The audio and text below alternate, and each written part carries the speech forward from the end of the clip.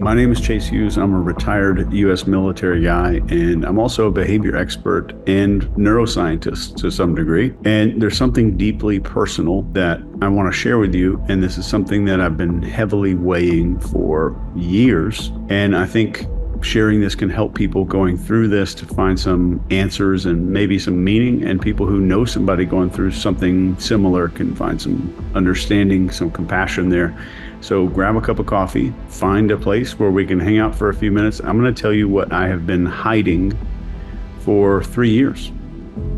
So 3 years ago, I was diagnosed with temporal lobe epilepsy, and I had been having temporal lobe seizures for 2 years at that point, but the amnesia associated with the seizures had been deleting them from my memory. So my family had been watching these seizures, unaware that I would never remember them, and just assuming that since I knew neuroscience stuff, that I would know if there was some kind of problem. And one day, while we were filming a YouTube video of our YouTube show called The Behavior Panel, I had a seizure on camera. So I had proof. My wife, Michelle, had proof, and I finally had a grip on what was going on. I could finally describe what was going on. And my family had been seeing it for years without knowing what was truly happening. Temporal lobe seizures don't look like most people's idea of what a seizure is. They look like someone's just zoning out. So I would kind of turn into a hollow shell for a couple of minutes before I popped back into reality. So I'm going to walk you through this feeling so you know exactly what it's like before I give you the next piece of huge news. And what I'm about to read to you is a description that I wrote to my family to help my family just understand why I might be acting weird for several days at a time.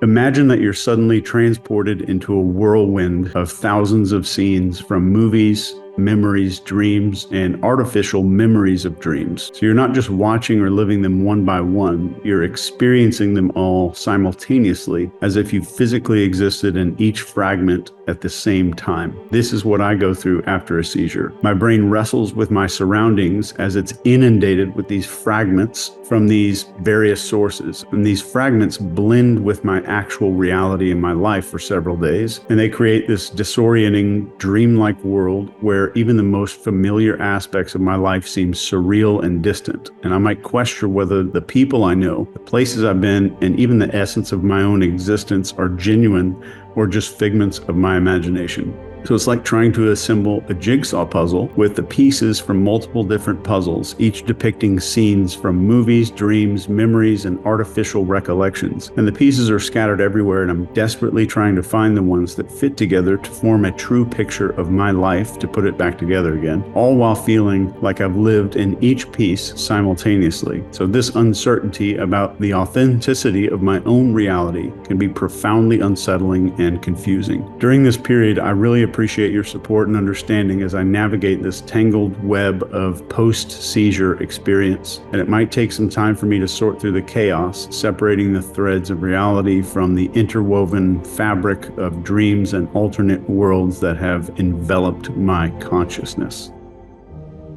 So that's what I wrote to the family, and that was tough to send, and I was struggling with reality big time. I had instances of not knowing if my dog was real, whether or not my children were real. And on Christmas Eve in 2023, just a few months ago, my wife and I pulled into the labor and delivery ward at the hospital to deliver our daughter, Hannah. And I helped Michelle out of the passenger seat of our SUV, and we walked into the hospital. And what I didn't tell Michelle was that as I was helping her out of the car, I walked her into the building. As I was smiling at her and putting my arm around her, I had no idea who she was. I didn't know who she was. And in my mind, I knew for sure that, of course, she was somebody I'm close to, like a friend or family member. And I knew that if I could pretend, if I could fake it long enough and make my statements vague enough, that it would come back to me.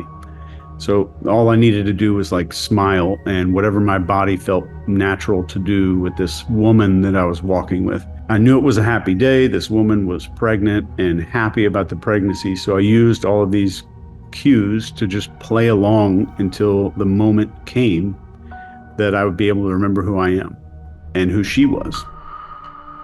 One seizure lasts about a minute or two, but internally it's a different reality, maybe 2 to 5 years in those just a few minutes.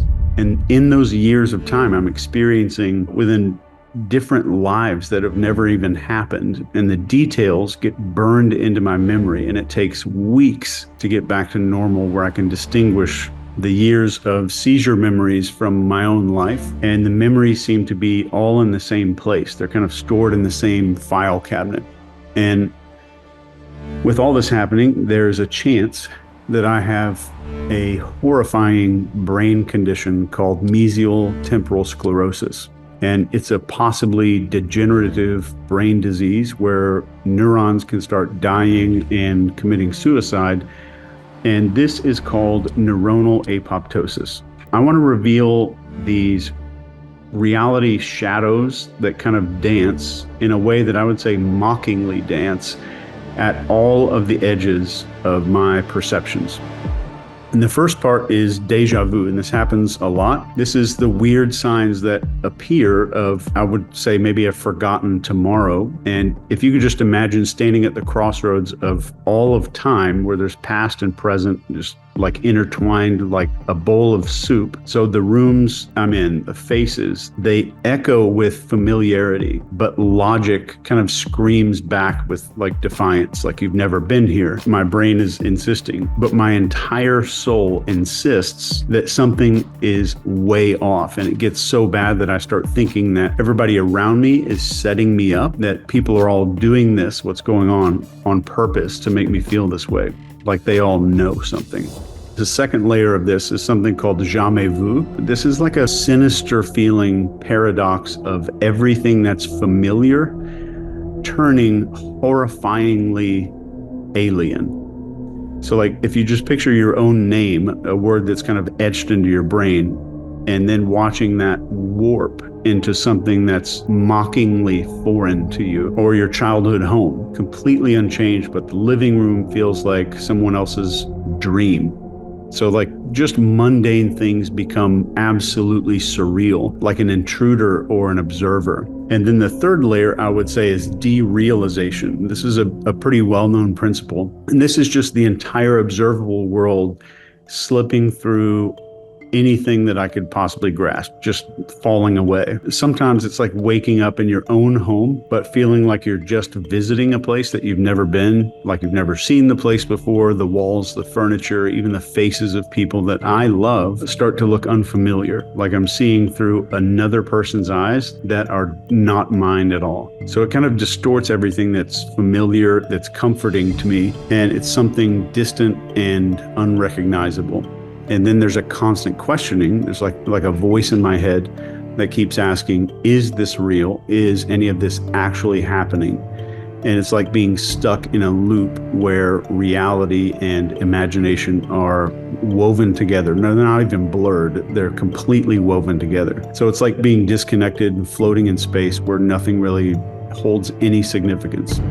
If you looked at your life like a story in a book, you recognize the characters, you know the plot, but you can't shake off the feeling that you're just reading about it. You're not actually there. And that's kind of how it feels. It's like being an observer watching through a window when this entire world's going on without you there. And I try to tell people in my family that it doesn't mean I don't love you, I'm still connected to you, or it doesn't mean you're any less real. And it's just sometimes my brain is playing tricks on me, and it's like I don't belong. It makes me feel like this is not my life, or this isn't real.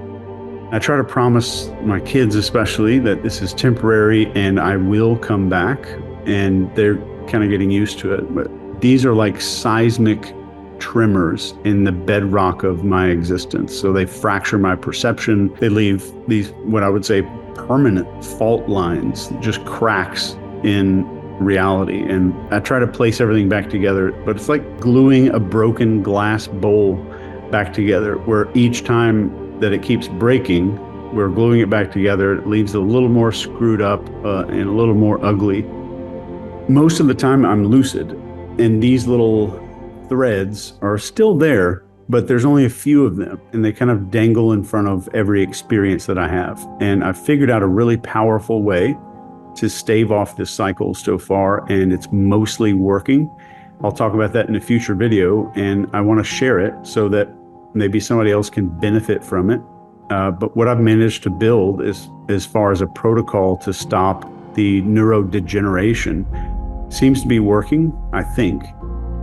A few years ago, I decided to write out every secret I've ever learned because I was worried I would be just gone by now. I did not think I would make it to this point. And I wanted my family to be able to use everything, even like the super secret stuff that I teach. I wanted the world to be able to have access to everything. So I wrote the ops manual, and that's the reason that that book exists. So my entire life of learning and study was available in case I wasn't here at this point, and I didn't think I would be here. I didn't think I would be lucid or sane at this point in my life. So I've decided to document all of this for you, and you'll either watch my recovery or you'll watch my decline. And there's no way to know, but I'm hoping that it can help people that I will never meet, and I'm hoping that you'll join me on this journey. And it took me 2 years to make the decision to document all of this and share it with you. And I don't know what's going to happen. I don't know how long I have, and I don't know how good or how bad this is going to get. For now, I can still function, and I'm even able to film our TV show. And no matter what happens, I have fully committed to share all of this with you. And if it goes downhill, my wife, Mesial, will continue to document it and share it. Obviously, I'm hopeful that I'll recover, that the doctors that you'll be watching me visit, I'm going to document all of that. And the protocols that we develop together with those doctors will reverse all of this if possible. But good or bad, I'm going to take you with me on this journey if you want to join me. And I thank you for joining me on this and for being just incredibly supportive. My promise to you is that this will be raw, real, and hopefully helpful. And as always, we rise by lifting others. I thank you for being here, and I will see you in the next one.